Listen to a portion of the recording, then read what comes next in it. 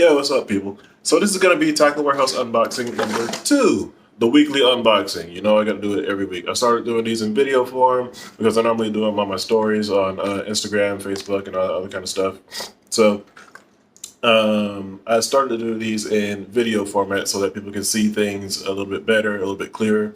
Some of those still shots don't really do the base justice. You got to kind of see them either in person or on video for you to get a good idea of what it is and what it looks like and stuff like that. So I think these are pretty helpful for people.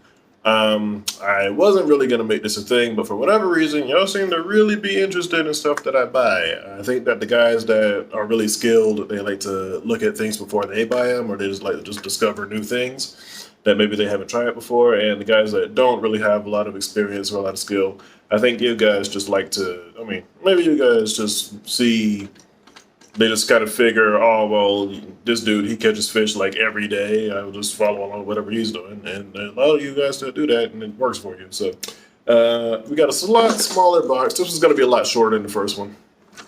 I'm going to shoot this from the top down because the lighting is a little bit better that way. You can see things a little bit easier. So there we go. This should only take, let's say, 10 minutes. All right, some of these are going to be repetitive. Well, not so much repetitive, but some things that we've seen before.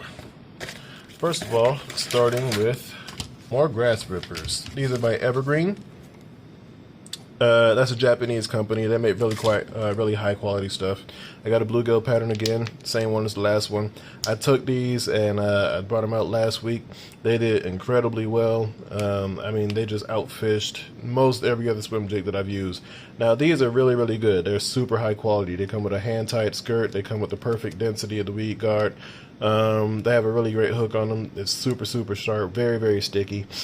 And it has a little bit of a secondary roll in the water, a little bit of secondary action. You can get some action out of the trailer, and you can get the wobble side to side because of the shape of the head. It's kind of triangular. It actually skips very well too, so it's just a great swim jig. It outfishes a lot of the other stuff on the market. It just outperforms those other swim jigs out there on the market. At least in my experience. I would probably not throw this around heavy cover just simply because it's not built for that kind of stuff. If you were going to take a heavy cover swim jig, that would be a completely different jig. It just doesn't have the thickness of the hook and the thickness of the brush guard and stuff like that for it to be able to fish through really heavy cover, but through sparse cover and just vegetation in general, this is probably the best thing going as far as swim jigs go. Now, again, this is a repeat. This one is the Rhythm Wave by Jackal. I had to re-up on these, man, because the fish were eating them up so bad on the back of that swim jig last week. I just had to get some more of them because they were tearing them to pieces. I was getting the tails bit off and just the bait was getting tore up. I averaged maybe like 3 or 4 fish per bait in there, or maybe just 3 or 4 strikes. The fish were just tearing these things apart, man. I was getting tails bit off. They were dragging it down the back of the hook keeper, the bait keeper. It was splitting the baits down the middle and stuff like that. They were just destroying these things, so I had to replace them. They're not an incredibly soft bait, but they have a very good swimming action. They're a little bit more durable than, say, a Kitech. The Kitechs are normally like 1 fish per bait. They're super soft.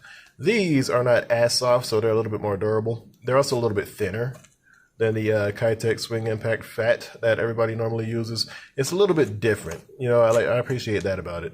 So while it doesn't have as much bulk as the Kitech, it does still have just as much action. The tail kick just isn't as wide. You could definitely use this by itself. You don't have to use it as just a trailer. I could probably put this on a weighted swim bait hook or on a ball head jig, or maybe even drop shot it, stuff like that, and it'll work just fine. This is actually a pretty good bait. Now these are unscented.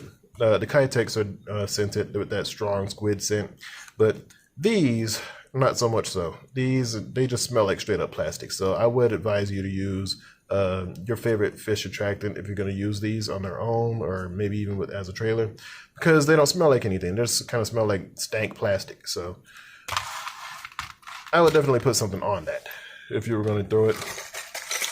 Next, Lucky Craft LV500. I had to get 2 of these because I had 4 or 5 of these and I just lost them all over the time. I do wish I would have kept one of them, hung on to that one because it was just bitten, just chewed to pieces. I caught so many fish on it. This color is the American Shad color. This is one of the best ones to use on a sunny day and around that clear water to stained water. It doesn't do so well in muddy. So this bait is actually a pretty unique lipless crankbait. It's super popular. If you live out west, I'm pretty sure you already know what this is because it's a very, very popular bait out in the west. And even parts of the Midwest. But over here on the East Coast, because we fish so differently, our fisheries are so different. Bass fishing in Florida is not the same as Georgia, is not the same as Minnesota, which is not the same as Texas or California. We're all bass fishing, but we all do it a little bit differently. So this bait is better suited for the Western fisheries and the Midwestern fisheries, but it still has its place just about anywhere in the country because it's a lipless crankbait. I mean, it gets bit no matter what. So what makes this unique is, first of all, it has the scales on it. These scales are pressed on or glued on. They actually stay on there pretty good. You would think that they come flaking off, but they actually have some pretty good durability, being that they're just attached to the bait they're attached to the bait after it's been painted. The other unique thing about this is that it's the size of a half-ounce bait, but it actually weighs in at 3/4 of an ounce.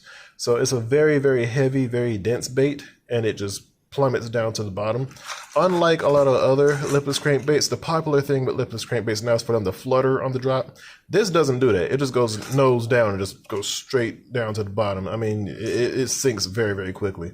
The stock hooks on it are maybe not the best, but they're still very good.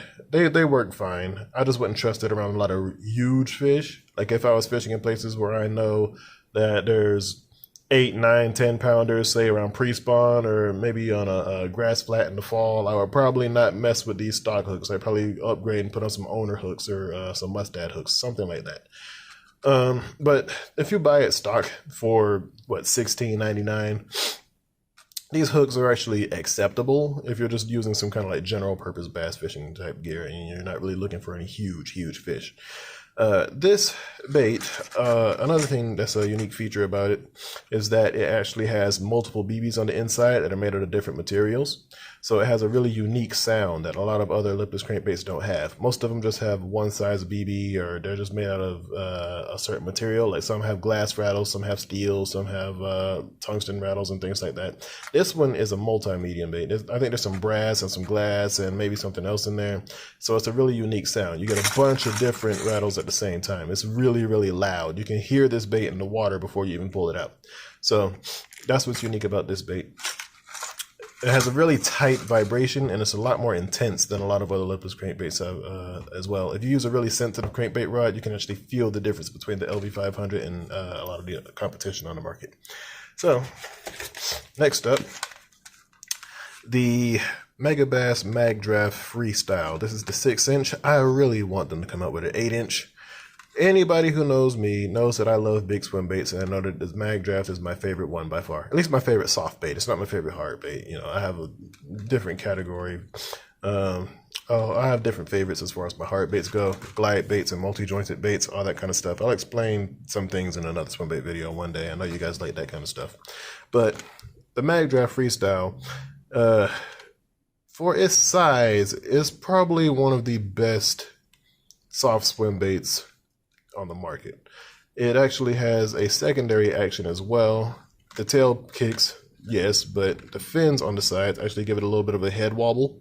And when you rig this on the owner beast hook, these here, anybody who knows anything about swim baits, you know you got to have these. These are an absolute must. You can't fish a soft bait without beast hooks. These are just the best things going, man. I mean, they're super sharp. And the centering pin really helps you out a lot with blowing out the noses on baits. They tend to have a little bit more durability when you use these. But the Mag Draft is just an incredible soft bait. The durability on these is actually fairly good. They will tear up after a few fish. I mean, you'll probably get maybe 7 or 8 fish deep before it starts to look rough and you have to put some mended on it. Then it'll last another, say, 4 or 5 fish before you end up having to replace the bait. So the durability is not terrible on them. The tail actually holds up pretty good. You don't get tails bit off or anything with these. The eyes do fall out though. You got to take some glue, super glue, glue the eyes back in. I like to take these off actually before I fish it, and then put some glue on there and, you know, stick the eyes back on. That keeps it from falling out. I don't think it matters a whole lot, but, you know, it just makes the bait look pretty. So I actually have one that has been destroyed from last week's trip. I'll show you that real quick. See, this is why I had to replace those baits. Look at the teeth marks, man. The nose destroyed, teeth marks all up and down the side. The back just about blown out from the hook and the weight sliding in and out, hooking fish. The tail chewed up. I just had to replace this because I felt like if I kept using it for too much longer, the face was going to be peeled off and there wasn't going to be anything I could do about it. The fish just ate the crap out of it, man. They freaking destroyed this thing, so I had to put that down and get a bottle of Mend It, and had to replace it with some more. Bait is just really, really good, man. My favorite size is actually the 8-inch size, but they don't make that in a freestyle. They make it in a regular one with the free swinging hook on the bottom where it connects with the magnet. I'll show you that real quick. So here's my favorite one. This is the full size 8-inch with the swiveling hook on the bottom. The magnet right there that keeps the bait on there. Now this one will get tore up too. If you end up using it for long enough or catch enough fish on it, that magnet will eventually fall out of the belly. So you have to find another way to get the bait, to get the hook to stay inside the bait. Chris Zaldane does a modification where he stretches out one of the hooks. He just grabs a pair of pliers and straightens it out, and he uses that to stick it down to the bait to get it to stay inside. But here's a size reference for you between the 8-inch size and the 6-inch, just in case you're wondering. You know, the 8-inch is quite a bit larger. The 10-inch, I have a couple of 10-inch baits too. Those are humongous. So if you were a beginner trying to get into swim bait fishing, I'd recommend the 6-inch. You can get it in the regular or the freestyle. I prefer the freestyle. If you got a little bit more confidence or you're fishing around a little bit bigger fish, as far as it goes with big swim baits, I'd definitely go with the 8-inch. That's my favorite size. Yeah, so these baits, they did really, really, really well this past weekend. They caught multiple 2.5 to 3 pounders. Most of them averaged about 3 pounds, but the biggest one that I got last weekend was a 5.5, 5.30, almost 5.5. So that was actually a pretty good fish that I caught on this. Your average size fish on this gonna be around 3.5 pounds or something like that. You know, you get generally pretty good bites on that. So good bait to have. Next up, this is gonna be something that you've seen before. These are the missile baits. Destroyers. I got 3 packs because last weekend I destroyed the fish on these as well. They ate the ever-loving crap out of them. I have just about emptied the package in just an afternoon of using them. They tend to be a little bit soft, but that's okay. That's where they get a lot of their action from. You see this bait has a big bulky body. Has these appendages on the sides that add a little bit more movement. They're scented, they're kind of oily. They have too long, really wiggly ribbon tails at the end of them. They have a lot of action, even at really, really slow speeds. I can just barely drag it across the bottom and they still move. That's what's good about this bait. I can flip it, pitch it, skip it. If you're really skilled enough, you can punch with it. You can Tokyo rig it. You can Carolina rig with it. It's also a really, really, really versatile creature bait. It's probably one of the more versatile ones on the market, actually. I'm sure somebody's probably crazy enough to use this as a jig trailer, too. Another thing that you could probably do with it that I have an idea for is to actually put it on a wobble head. I have an idea to try that out across a rocky bottom. I think that would get a lot of bites, and I know that's something that a lot of other people are probably not doing, and that a lot of folks have probably not even thought about. The only concern would be getting short strikes on these tails, but I'm going to experiment with that. We're going to see out on the reservoir. But really, really, really good bait. Super high quality. Got destroyed. I had to get some more of these because I just about ran out in one trip. What this is based on is actually the Missile Baits D-Bomb. Now, that's a very, very popular flipping, pitching, punching bait. Everybody knows about that one who knows about those couple of techniques. This is one of the most popular baits for that particular technique. I'll show you the difference between those two real quick. Okay, there's the difference between the missile destroyer and the missile D-bomb. So the destroyer has a little bit narrower body, whereas the D-bomb is a little bit fatter. It's also a little bit thicker. See, it's a little bit thinner here. Not by a whole lot where it's super noticeable, but it is noticeable when you put the D-bomb and the destroyer side by side. The D-bomb is also a little bit more compact, doesn't have as many appendages, lets it get in and out of cover a lot easier. Plus, it's easy for a bass to just get it in one bite. It's without having them grab the tails or have to hit it once or twice. A lot of times, if you get bit by a small fish on the destroyer, you'll feel a bump, and then you'll feel another bump when they get the rest of it in their mouth. Or sometimes you'll just get a thump altogether if it's a pretty good sized fish. If it's a big one, it's just a solid thud. Where if it's a little one, you feel a couple of little taps on it. Whereas with the bomb, you know, it's small enough and compact enough they can just get it in one go. So that's the difference between the two there. Similar shape as far as the body up front, but the tails are completely different because they're for different applications. I'm sure you could use them both interchangeably, but you would be a lot more comfortable using the D-bomb for flipping, pitching, punching, and super heavy cover, whereas with sparse cover or even dragging across the bottom and stuff like that, I'd probably go with the destroyer. Next on the list, this is the Chatterbait Mini Max by Z-Man.